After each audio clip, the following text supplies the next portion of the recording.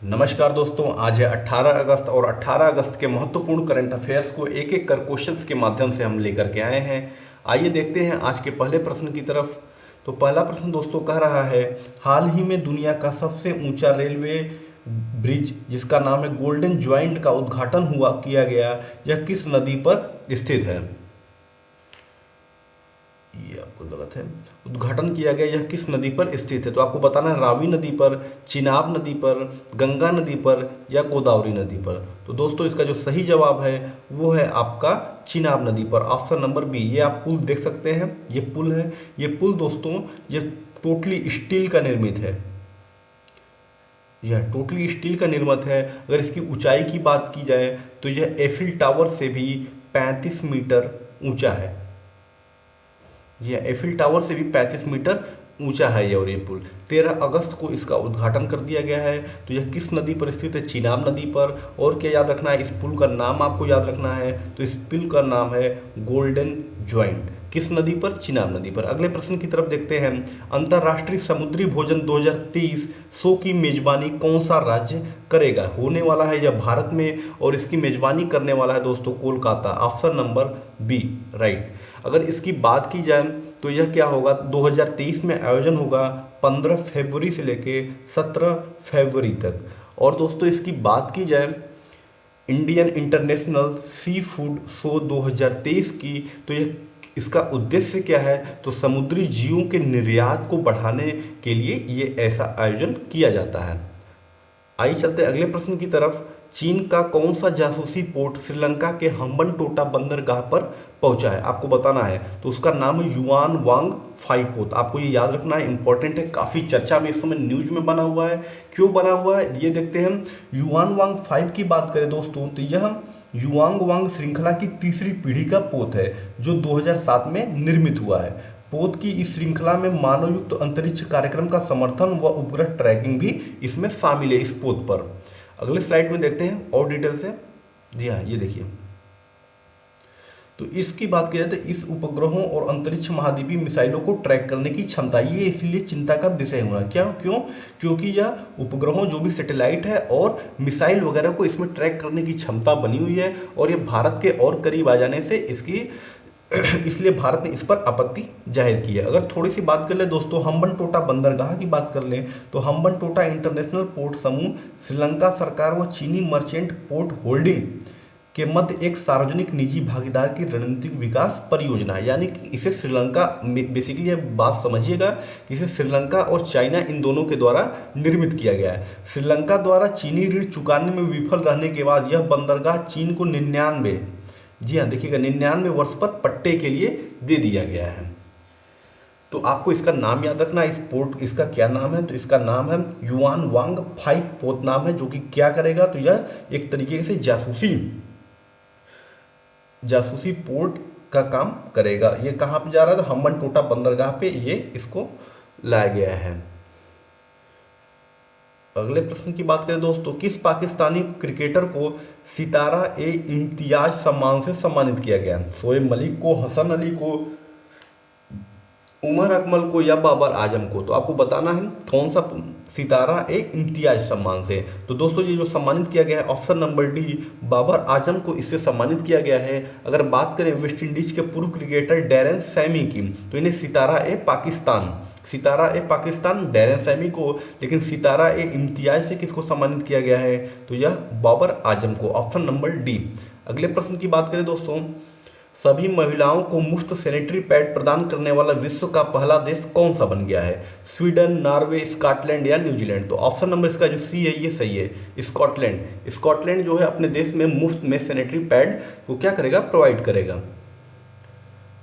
अगले स्लाइड की दोस्तों देख, हाल ही में किस राज्य में अगस्ता मलाई हाथी रिजर्व को अपना 5वां हाथी अभयारण्य घोषित किया है? आपको बताना है कौन सा वो राज्य है जिसने अगस्त्य मलाई हाथी रिजर्व को अपना हाथी अभयारण्य घोषित किया है। तो वो है, नाम से ही आप पता कर पाएंगे, जहाँ पे मलाई लगी होगी जिस भी अभयारण्य में, वो तमिलनाडु से संबंधित है। तो option number A Tamil Nadu, Agastya मलाई, ये 5वां इसका क्या बना है? हाथी अभयारण्य बना है। इसके पहले 4 और रहेंगे, उनकी बात करें, ये देख सकते हैं आप यहाँ पे ब्रैकेट में। पहला है क्या? श्रीविल्लीपुत्तूर हाथी अभयारण्य, कोयम्बटूर हाथी अभयारण्य, नीलगिरी हाथी अभयारण्य और अन्नामलाई हाथी अभयारण्य, और पांचवा जुड़ गया है अगस्त्य मलाई हाथी अभयारण्य। अगले अगले स्लाइड की दोस्तों बात करते हैं।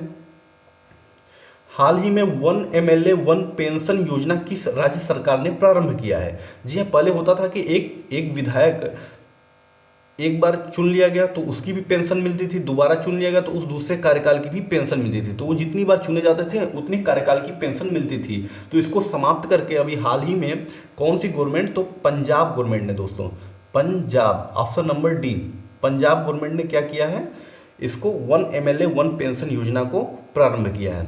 अगले स्लाइड की बात करें, अगले प्रश्न की थी तो वो ये है, ये इसको मिटा लेते हैं। जी हाँ, तो वो कह रहा है Indian film festival of Melbourne 2022, याद रखिएगा Indian film festival of Melbourne 2022 में सर्वश्रेष्ठ अभिनेता का खिताब किसने जीता है? अजय देवगन ने, रणवीर सिंह ने, कार्तिक आर्यन ने या सूर्या ने? सूर्या की बात करें तो इन्हें 68वें फिल्म समारोह में इन्हें बेस्ट एक्टर का अवार्ड मिला है। किस फिल्म के लिए? तो सोराराई पोट्रू के लिए। अगर इसकी बात करें दोस्तों तो इसका जो सही जवाब है वो है Ranveer Singh, option number B. Ranveer Singh को क्या मिला है? Indian film festival of Melbourne 2022 में सर्वश्रेष्ठ अभिनेता चुना गया है। अगर इसकी बात करें तो किस फिल्म के लिए मिला है? तो फिल्म 83 जो थी वो क्या थी? कपिल देव पे आधारित थी। उस फिल्म के लिए इनको यह पुरस्कार दिया गया है। सर्वश्रेष्ठ अभिनेत्री शेफाली शाह जलसा फिल्म के लिए। सर्वश्रेष्ठ सीरीज मुंबई डायरी, जी हाँ, जो मुंबई में हमला हुआ था 26/11 उस पर जो ये सीरीज बनी थी उसे सर्वश्रेष्ठ सीरीज। और सर्वश्रेष्ठ फिल्म जो है 83A, और इसके निर्देशक कौन है? कबीर खान है। आइए चलते हैं अगले प्रश्न। और ये जो फिल्म बनी है दोस्तों ये कपिल देव के ऊपर बनी है, जो उन्होंने 83 में विश्व कप जीता था, उसके लिए ये कपिल देव के ऊपर निर्मित है। अगले प्रश्न की बात करें, टाइगर रेंज देशों की मेजबानी कौन से देश ने की है? जी हाँ, अभी टाइगर रेंज देशों की मेजबानी कौन से देश ने की है? तो भारत ने, ऑप्शन नंबर ए, भारत ने अभी की है इसकी मेजबानी। बेसिकली अगर बात करें दोस्तों तो कुल 13 जो है वो बाघ रेंज वाले कुल देश हैं जहाँ पे बाघ पाए जाते हैं, जिनमें से 11 ने इन बैठक में क्या किया है? भाग लिया है। देखिए यहाँ पे 13 कुल बाघ रेंज वाले देश हैं, जिसमें से 11 ने इस बैठक में भाग लिया है। इसका उद्देश्य क्या था? तो आपसी सहयोग से बाघों के संरक्षण को बढ़ावा देना। बेसिकली जब भी आपको बाघों या चीता इन सब से आएगा तो उनका उद्देश्य जो होता है वो उनको संरक्षण प्रदान करना होता है। कितने देशों में पाए जाते हैं ये काफ़ी इंपॉर्टेंट है इसके लिए, तो 13 कंट्रीज में, ये आपको याद रखना है, 30 कंट्रीज में टाइगर पाए जाते हैं, बाघ पाए जाते हैं। अगले प्रश्न की दोस्तों बात करें, टाटा स्टील शतरंज इंडिया टूर्नामेंट 2022, जी हाँ, टाटा स्टील के द्वारा आयोजित होता है शतरंज इंडिया टूर्नामेंट 2022 का आयोजन कहाँ किया जाएगा? तो ये आपका विशाखापट्टनम में, चेन्नई में, मुंबई में या कोलकाता में, बताना है आपको कहाँ पे किया जाएगा। तो दोस्तों ये कोलकाता में किया जाएगा, option number D, Tata steel शतरंज इंडिया टूर्नामेंट। इसमें क्या इंपॉर्टेंट क्या है ये चीज़ कि इसमें पहली बार महिलाओं को शामिल किया जा रहा है, यानी कि महिलाओं का टूर्नामेंट होगा, और ये इसका कौन सा संस्करण है? तो चौथा संस्करण है। आयोजित कहाँ होगा? कोलकाता में। अगले प्रश्न की तरफ चलते हैं। 2023 में पेट्रोल में कितने प्रतिशत इथेनॉल मिलाने की तैयारी हो रही है? जी हाँ, इथेनॉल का प्रयोग किया जा रहा है, जिससे क्या होगा ये 20%, यानी कि ऑप्शन नंबर बी जो है इसका राइट है। 20% पेट्रोल में इथेनॉल मिलाने की तैयारी चल रही है 2023 में। इसको क्या किया जाएगा? स्टार्टिंग में कुछ जगहों पर इसमें पेट्रोल में 20% इथेनॉल का प्रयोग किया जाएगा, और धीरे धीरे कर करके इसको जो टारगेट रखा गया है दोस्तों वो 2025 तक, जी हाँ, 2025 तक संपूर्ण देश में 20% इथेनॉल युक्त पेट्रोल प्रोवाइड करने का। इसका जो नाम है वो काफ़ी इंपॉर्टेंट है। इसका जो नाम रखा गया है इसका E20 पेट्रोल। इसका मतलब वो इथेनॉल युक्त जो 20% मिलाना है उसके नाम पे रखा गया E20 पेट्रोल। एथेनॉल की दोस्तों बात करें तो ये कैसे बनाई जाती है? तो यह धान की भूसी से बनाया जाता है, और भारत जो है एथेनॉल उत्पादन करने में 5वें स्थान पे। इससे पहले अगर बात करें तो अमेरिका है, ब्राज़ील है, चीन है, यूरोपीय संघ है, ये सारे देश क्या है इससे आगे हैं। और 5वां देश कौन सा बन गया? तो वो भारत बन गया सबसे ज़्यादा उत्पादन करने में। देखिए इसके बारे में कुछ इंपॉर्टेंट, देखिए इसका नाम E20 पेट्रोल इसका नाम है। ई से एथेनॉल 20 यानी कि 20%, और पेट्रोल में इसको मिक्स करना है, यानी कि 20% युक्त पेट्रोल होगा ये। पेट्रोलियम मंत्री की बात करें तो हरदीप सिंह पुरी ने ये टारगेट रखा है 2023 के अप्रैल में कुछ चुनिंदा पेट्रोल पंप पर 20% एथेनॉल मिश्रण के पेट्रोल पेट्रोल दिया जाएगा, जबकि 2025 तक पेट्रोल में सभी जगह 20% एथेनॉल मिश्रण मिलेगा। एथेनॉल किससे बनती है? तो यह धान की भूसी से इसको बनाया जाता है। तो इससे काफ़ी ज़्यादा क्या है फायदा, किसानों को भी फायदा हो रहा है और पर्यावरण को भी फायदा मिल रहा है, तो हर चीज़ को इससे फायदा मिल रहा है। भारत विश्व का 5वां सबसे बड़ा एथेनॉल उत्पादक देश है। इससे पहले बात करें दोस्तों कौन कौन से, तो अमेरिका, ब्राज़ील, यूरोपीय संघ और चीन, ये 4 देश इससे पहले। 5वां हो गया है भारत। आइए चलते हैं अगले प्रश्न की तरफ, और वो है आज का आखिरी प्रश्न।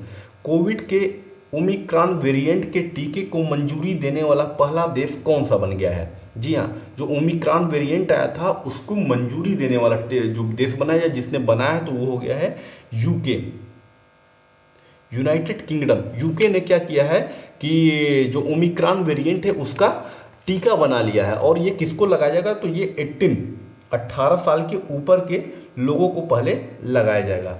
दोस्तों आज के लिए इतना ही, कुछ क्वेश्चंस छूट गए उसको हम कल मेंशन करेंगे।